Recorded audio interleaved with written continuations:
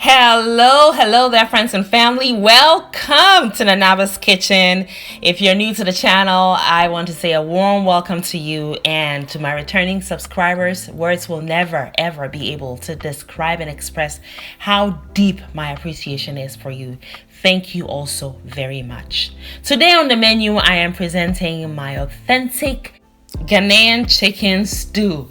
Oh man, this chicken stew is gonna be the stew. You need to watch the video in its entirety. I begin first by sharpening my knives because I'm going to be cutting up my whole chicken. I use white vinegar and salt to thoroughly cleanse my chicken. So here's the first whole chicken. Salt goes on top of it, and then I add my vinegar. I'm going to really give it a nice scrub down. The vinegar helps to cut that sliminess so the chicken is easy to handle. It also kills some germs on it as well. The salt granules helps you to really scrub it down. After scrubbing it down, I give it a nice good bath with some warm water from the tap. Once that's done, I cut up my chicken to my preferred sizes, and then I begin to clean up. Very important when you're handling poultry. So clean up and bleach helps to really clean all the germs 100%.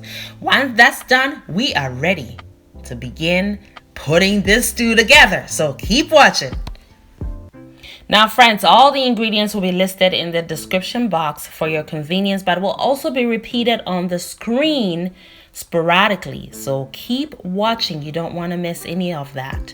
So we first create our marinade with 6 cloves of garlic, 1 chopped onion that goes in now, and 2 habanero chilies, 1 tablespoon of fennel seeds, and you can substitute that with aniseed. Next ingredient is 2 tablespoons of rosemary and 30 grams of ginger, which comes about the size of your thumb. Cut the ginger up into small pieces so they blend smooth, and add a little bit of water to propel the blades of your blender.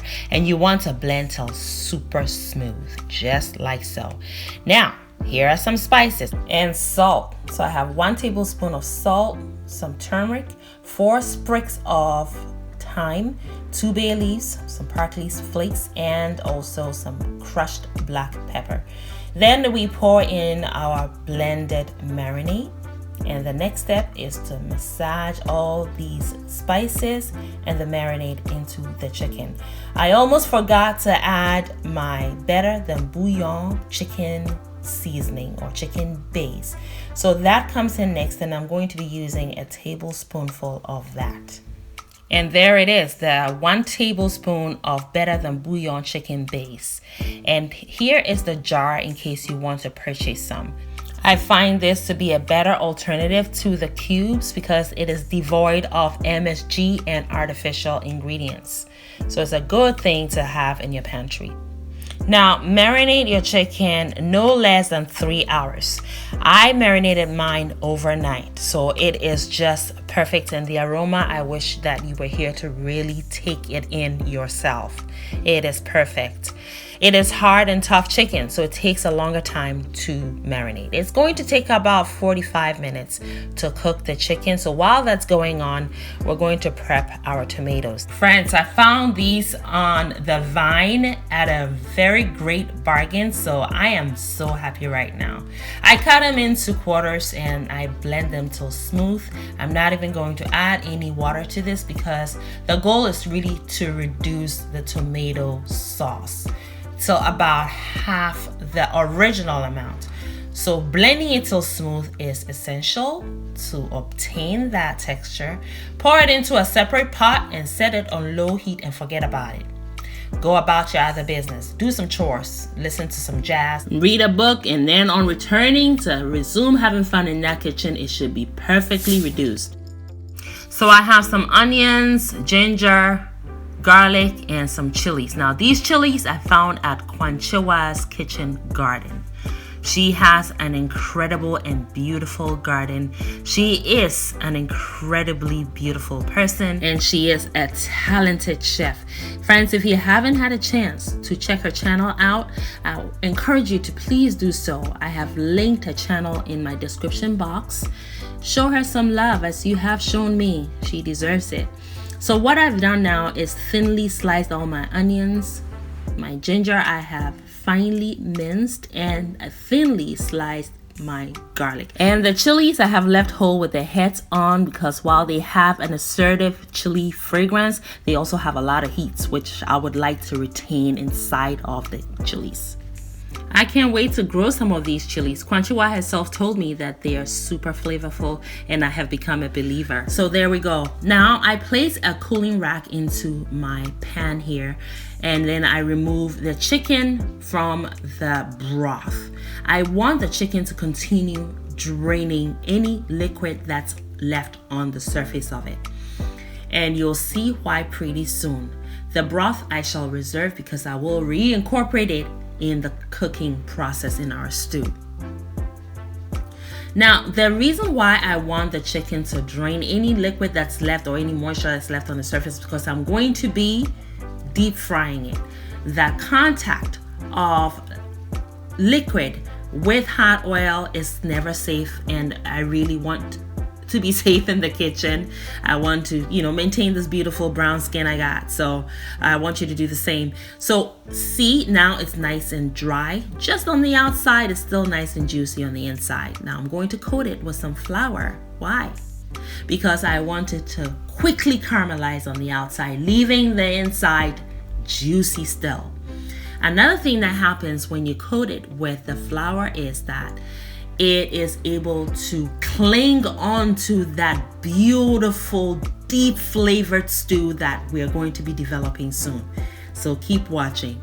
So deep fry it, and only takes about 5 minutes to get this color right here because we coated it with the flour.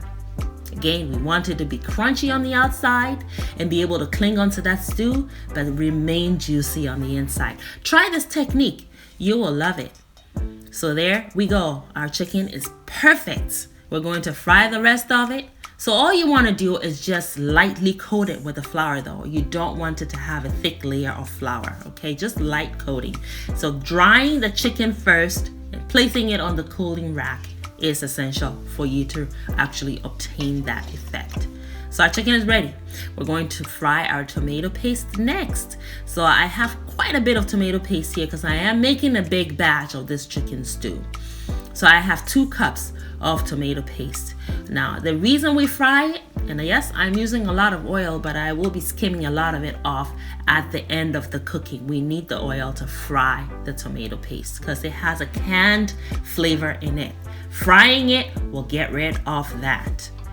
Now you want to fry it for about 10 minutes until the color begins to darken, and then you add your curry powder that just went in.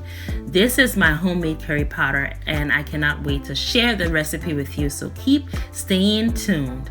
Now the curry powder immediately changes the fragrance up in here in this Nanaba's kitchen. Woo! I tell you friends, that curry powder is a one-stop shop for all the amazing spices this stew could use. I have just added my onions, ginger, and garlic, as well as some of the chilies still with the heads on. Stir it in and cover it, let it cook for about 10 minutes, still on medium heat, and go back in and stir it again, just so that the bottom does not burn. And if you're cooking on the recommended medium heat, then that shouldn't happen. However, it is important to go in and stir periodically so that the onions and the other ingredients in there have a chance to evenly caramelize, which intensifies the flavors and just makes cooking smooth. Cover it back up and let it continue to cook on medium heat, allowing those onions and the rest of the ingredients to caramelize and deepen the flavors. You also notice that the color is changing, it's darkening. That's intense flavor. That's everything you want in this stew. So now it is time to add our reduced tomatoes. See how thicker it has become? It is just perfect. So pour all of it in and stir the pot till it is evenly combined. Just like that. Just look at the colors. Oh, can you tell the stew is going to be the stew? Yes, it was quite something. Yes, something so good to write home about. You always want to clean the sides of your pot and reincorporate that stew while it is still wet, because when it dries up, it becomes a waste. And again, we don't want to waste anything. Cover it back up. Let it continue to cook, still on medium heat, for about 10 minutes, and you'll see that the oil is now on the top. Stir it again. You always want to periodically do that because you are organically developing these flavors. That's so important. Yeah, so we are ready now to add our chicken broth. The chicken broth is also very well seasoned already. So when you add it, you want to stir it in to marry the flavors, and then you want to taste for salt. And it is perfect, so I'm not going to add anything else to it. Now, friends, there is a considerable amount of moisture back in the pot. So because we're still cooking on medium heat, it is going to begin splattering, and you want to protect that skin. And nobody's got time for that. I don't like hot things landing on my skin. It hurts. So yeah, be careful. Always, always. Safety first. So now, just take a moment and look at that. Something good. Something really good, right? Yeah, stir it all in. Make sure all your chicken pieces are immersed into this beautiful chicken stew. And remember what I said about the light coating of flour on the chicken. It's now really going to cling to the chicken stew, which is just the perfect scenario. Now, after introducing this stunning fried chicken to this ravishing tomato stew, you're going to let it cook on the lowest heat setting so both components have a chance to get to know each other and be friendly with each other, in a good way, so that you're able to achieve this right here. Look at that. You want to dig in at this point. Just take a look. Wow, this is a whole lot of flavor. I hope that you're able to try this recipe.